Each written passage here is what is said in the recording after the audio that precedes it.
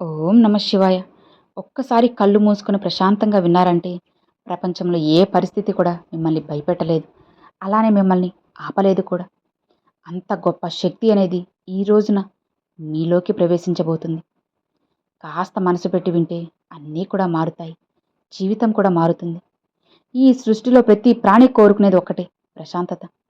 కానీ ఇక్కడ విచిత్రం, మనం ఎంతగా ఆనందంగా కోసం వెతుకుతామో అంతగా దుఃఖం మనల్ని వెంటాడుతూ ఉంటుంది. అసలు ఈ జీవితానికి అర్థం ఏంటి? ఎందుకు పుట్టాం? ఎక్కడికి వెళ్తాం? ఈ ప్రశ్నలు ఎప్పుడైనా మిమ్మల్ని వేధించాయా? అయితే ఈరోజు ఇది మీకోసమే. ఈరోజు మనం తెలుసుకోబోయేది సాధారణమైనవి కాదు. సాక్షాత్తు ఆ పరమాత్ముడైన శ్రీకృష్ణుడే అర్జునుడికి చెప్పినవి. కానీ అందరికీ వర్తించే 3 పరమ సత్యాల గురించి మనం తెలుసుకుందాం. ఇది ఖచ్చితంగా మీ జీవితాన్ని మారుస్తూ ఉంటుంది కూడా. మీ జీవితాన్ని మార్చే కొన్ని రహస్యాలను, అద్భుతాలను ఈరోజు మనం ఈ వీడియోలో అయితే తెలుసుకుందాం. ఆఖరి వరకు విని అర్థం చేసుకోండి. తెలుసుకోవడానికి ముందుకు వెళ్ళండి. తెలుసుకొని ఇది మరింత మందికి కూడా తెలియజేయండి. ఈ జ్ఞాన యజ్ఞంలో మీరు కూడా భాగస్వాములు అవ్వండి. ఇది స్వయంగా శ్రీకృష్ణుడే అందరికీ చెప్పే ఒక బోధనన్నమాట. ఆ శ్రీకృష్ణుడి ఆశీర్వాదాలు, ఆ పరమశివుని అనుగ్రహం మీకు కలగాలి అంటే ఆఖరి వరకు ఇది వినాల్సిందే. కాబట్టి జాగ్రత్తగా విని అర్థం చేసుకోండి. నడి సముద్రంలో ఒక చిన్న పడవ ఉంది. చుట్టూ భయంకరమైన అలలు. ఆకాశం నల్లగా ఉంది. ఆ పడవలో ఉన్న మనిషికి ఈత రాదు. చేతిలో తెడ్డు లేదు. అప్పుడు ఆ మనిషికి ఎంత భయం వేస్తుందో, ఎంత ఆందోళన కలుగుతుందో. ఈరోజు మనందరి మనసుకు పరిస్థితి కూడా అంతే. బయట ప్రపంచానికి మనం నవ్వుతూ ఉండొచ్చు. చేతి నిండా సంపాదన ఉండొచ్చు. చుట్టూ బంధుమిత్రులు ఉండొచ్చు. కానీ గుండె లోతుల్లో ఎక్కడో తెలియని భయం, ఏదో నిద్రపోనివ్వడం లేదు. అసలు రేపేం జరుగుతుందా అన్న ఆందోళన మనల్ని నిద్రపోనివ్వదు. మనం చిన్నప్పుడు అనుకునే వాళ్ళం కదా, పెద్దయ్యాక ఉద్యోగం వస్తే ఇక కష్టాలు తీరిపోతాయని. ఇక ఉద్యోగం వచ్చింది కానీ కష్టాలు తీరలేదు. రూపం మార్చుకున్నాయంతే. పెళ్ళైతే ఆనందంగా ఉంటామనుకుంటా. కానీ పెళ్లి జరిగింది, బాధ్యతలు బరువులు పెరిగాయి. పిల్లలు పూర్తి సంతోషంగా ఉంటామనుకుంటా. కానీ వారి భవిష్యత్తు గురించి భయం వస్తుంది. ఇలా జీవితం మొత్తం ఏదో ఒక దానికోసం పరిగెడుతూనే ఉన్నాం. ఆనందం అనేది రేపు దొరుకుతుందిలే, ఎల్లుండి దొరుకుతుందిలే అని వాయిదా వేసుకుంటూ చివరికి మరణ మంచుల వరకు వచ్చేస్తాం. కానీ ఆ నిజమైన శాంతి మాత్రం దొరకడం లేదు. ఎందుకు ఇలా జరుగుతుంది? దీనికి కారణం మనం చెడ్డవాళ్ళం కావడం వల్ల, లేక మన తలరాత బాలేకపోవడం వలన కాదు. దీనికి అద్భుతమైన సమాధానం ఉంది. మనం దుఃఖించడానికి ప్రధాన కారణం మన వాస్తవాన్ని చూడలేకపోవడమే. మన కళ్ళ ముందు ఒక పొర ఉంది. ఆ పొరను తొలగించడానికే కృష్ణుడు భగవద్గీత రూపంలో మనకు మార్గనిర్దేశం చేశారు. ఈరోజు మనం చెప్పేది కేవలం అర్జునుడిది కథ మాత్రమే కాదు. ఇది కథ, మన కథ, మీ కథ. కురుక్షేత్ర యుద్ధం జరగడానికి ముందు అర్జునుడి పరిస్థితి ఎలా ఉందో గుర్తు చేసుకోండి. అంతటి మహావీరుడి చేతిలో గాంధీవం పట్టుకున్న యోధుడు ఒక్కసారిగా కుప్పకూలిపోయాడు.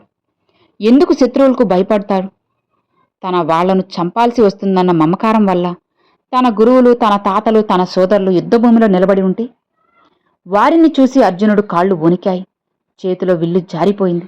కళ్ళెంబట నీళ్లొచ్చేశాయి. మనం కూడా జీవితంలో ఇలాంటి పరిస్థితులనే కదా ఎదుర్కొంటున్నాం. మనకు నచ్చిన వాళ్ళు మనల్ని విడిచిపెట్టి వెళ్తుంటే తట్టుకోలేం. మనం ప్రేమించిన వస్తువులు దూరమైతే ఏడుస్తాం.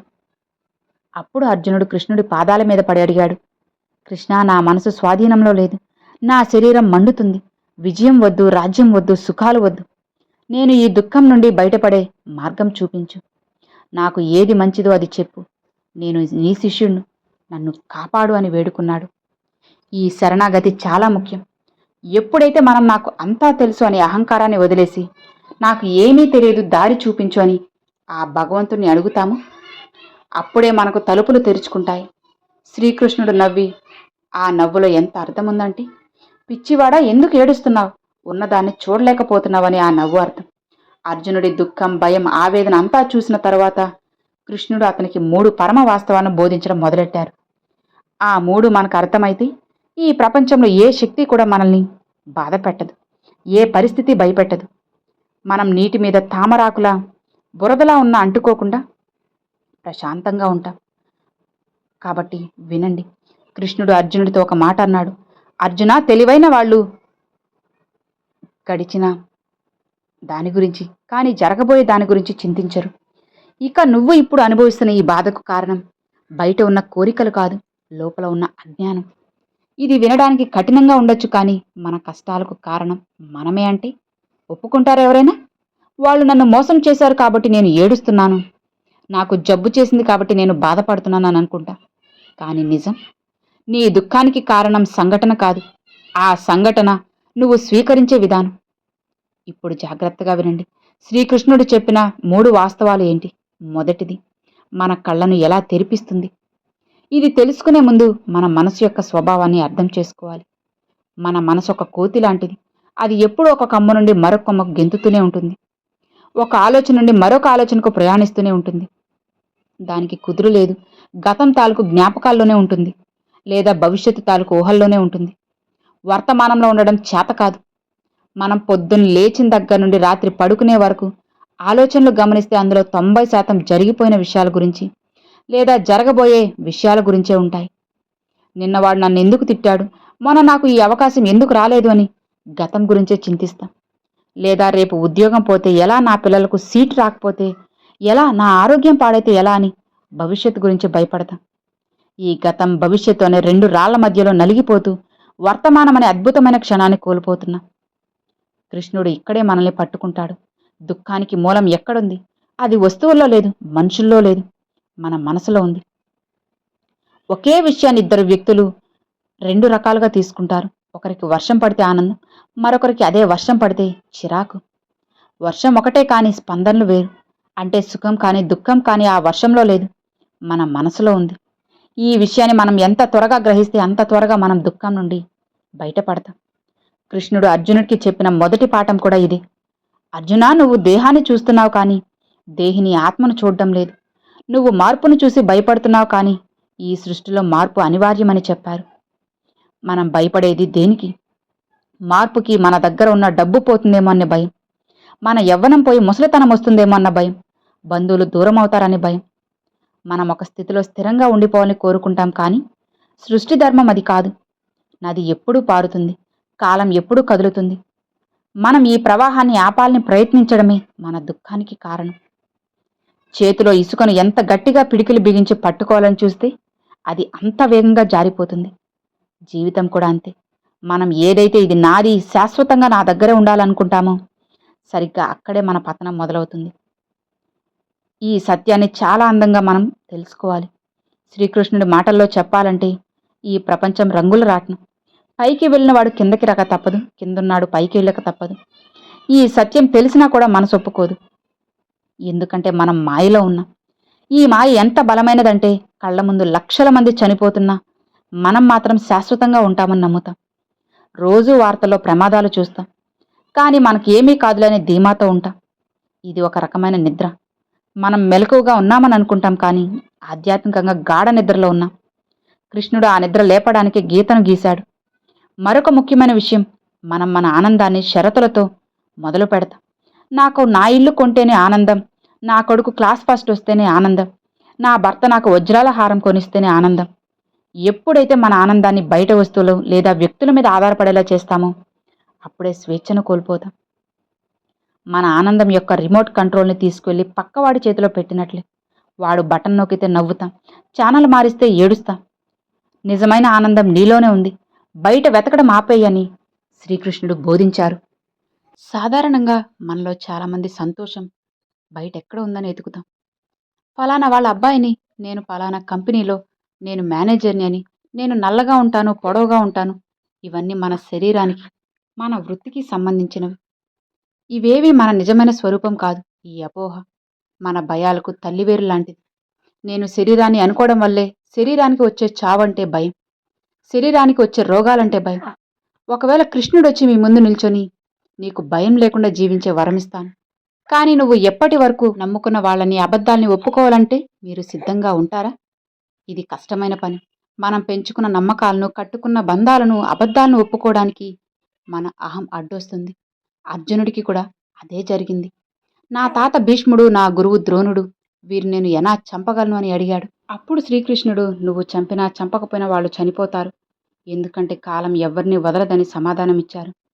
ఇక్కడ మనం తెలుసుకోవాల్సింది ఏంటి అంటే, మనం ఒక నాటకంలో పాత్రధారులు మాత్రమే. కథను రాసేది, నడిపించేది ఆ సూత్రధారి. మన పాత్రను మనం అద్భుతంగా పోషించే రంగస్థలం నుండి నిష్క్రమించాలి. కానీ మనం ఆ పాత్ర నిజమనుకుని ఆ వేషాన్ని తీయడానికి ఇష్టపడక డ్రామాని ఇంకా నటిస్తూనే ఉంటాం. అదే బాధకు కారణం. అవును, ఈ నాటకం వెనుక ఉన్న సత్యాన్ని కృష్ణుడు చూపిస్తాడు. మీరు పడుకునే మంచం, మీరు నివసించే ఇల్లు, మీరు ప్రేమించే మనుషులు ఇవేవీ మీతో శాశ్వతంగా ఉండవని మీకు తెలుసు. అయినా సరే వాటి కోసం ఎందుకు అంత తపన? ఎందుకు అంత ఆరాటం? ఈ ప్రశ్నకు సమాధానం వెతకడమే ఆధ్యాత్మికత అంటారు కృష్ణుడు. విషయాల మీద ఆసక్తిని పెంచుకుంటే బంధం ఏర్పడుతుంది. బంధం నుండి కోరిక పుడుతుంది. కోరిక తీరకపోతే కోపం. కోపం వల్ల విచక్షణ పోతుంది. విచక్షణ పోతే మనిషి నాశనమవుతాడు. ఇది ఒక గొలుసు చర్య. దీన్ని ఛేదించడం ఎలా? అసలు సంసార సాగంలో ఈదుతోనే తడి అంటకుండా ఉండడం సాధ్యమేనా? తామరాకు మీద నీటి బొట్టులా జీవించడం సాధ్యమా అంటే ఖచ్చితంగా సాధ్యమని కృష్ణుడు నిరూపించారు. తాను రాజభవనంలో ఉన్న యుద్ధభూమిలో ఉన్న గోపికల మధ్యలో ఉన్న ఋషుల మధ్యలో ఉన్న కృష్ణుడు ముఖంలో ఆ చిరునవ్వు ఎప్పుడూ చెక్కు చెదరలేదు. ఆయన స్థితప్రజ్ఞుడు. సుఖానికి పొంగిపోడు, దుఃఖానికి కృంగిపోడు. ఇక మనం అసలైన ఘట్టంలోకి అడుగు పెడదాం. అర్జునుడు తన ప్రశ్నల వర్షాన్ని కురిపించాడు. కృష్ణ మాటలు బాగానే ఉన్నాయి, కానీ ఆచరణలో ఇది ఎలా సాధ్యం? నా మనసు గాలిలా చంచలమైనదే. గాలిని మూట కట్టడం ఎంత కష్టమో మనసును నిగ్రహించడం అంత కష్టం. నాకు దారి చూపించు అని అడిగారు. ఇక కృష్ణుడు ఒక పరమ సత్యాన్ని చెప్పడానికి ముందుకొచ్చారు. ఈ సత్యం మీకు అర్థమైతే సగభాగం బాధలు ఈ క్షణమే వెంటనే తొలగిపోతాయి. ఆకాశంలో మబ్బులు పట్టినప్పుడు సూర్యుడు కనిపించడు. అంత మాత్రాన సూర్యుడు లేడు అని అర్థం కాదు. మబ్బులు అడ్డుగా ఉన్నాయని అర్థం. గాలి వీస్తే మబ్బులు తొలగుతాయి. సూర్యుడు మళ్ళీ కనిపిస్తాడు. అలానే మన జ్ఞానం మీద, మన ఆత్మ మీద అజ్ఞానం అనే మబ్బులు కమ్ముకున్నాయి. కృష్ణుడు ఇప్పుడు చెప్పబోయే వాస్తవం ఆ మబ్బులను విడగొట్టడమే. ఈ ప్రచండమైన గాలి లాంటిది. మీరు సిద్ధంగా ఉన్నారా? మీ గుండె బరువును దించేసుకోవడానికి, మీ కళ్ళ ముంద ఉన్న పొరను తొలగించడానికి సిద్ధంగానా? కృష్ణుడు అర్జును వైపు చూసి తన కుడి చేతిని ఎత్తి విశ్వం యొక్క రహస్యాన్ని ఒక్క వాక్యంలో చెప్పారు. ఈ లోకంలో ఇక్కడ ఏదీ కూడా శాశ్వతం కాదు. అంతా తాత్కాలికం మాత్రమే. కానీ మనం అన్నీ శాశ్వతం, నాతోనే ఉంటాయి, ఉండాలి అని చెప్పి స్వార్థంగా ఆలోచిస్తాము, భ్రమపడతాము. కాబట్టి ఏదీ కూడా శాశ్వతం కాదు అని తెలుసుకో. ప్రాణాలు కూడా తాత్కాలికమైన గుర్తుపెట్టుకో. సో విన్నారు కదా, అర్థమైంది అని అనుకుంటున్నాను. నచ్చితే ఒక చిన్న లైక్ చేయండి. మరికొంతమంది మీ ఫ్రెండ్స్ అండ్ ఫ్యామిలీస్కి షేర్ చేయండి. ఫస్ట్గా మన ఛానల్ చూసేవాళ్ళు సబ్స్క్రైబ్ చేసి సపోర్ట్ చేయండి ఫ్రెండ్స్. Thanks for watching. జై శ్రీకృష్ణ. ఓం నమ శివాయ. శివాయ నమః.